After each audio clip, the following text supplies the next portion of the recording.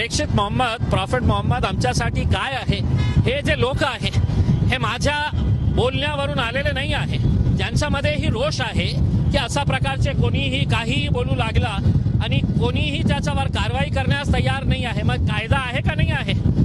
का तुमचा असाच गुंडाराज सुरू राहणार आहे करके? एवढा सगळा तुम्ही माहोल घेऊन निघालात. आता सध्या समृद्धी महामार्ग पूर्णतः जाम झालेला आहे. मुंबईची परिस्थिती वेगळी असणार नाही. मी काय म्हटलं होतं पहिल्यांदा की महाराष्ट्राने इतकी मोठी रॅली कधी बघितलं नसेल.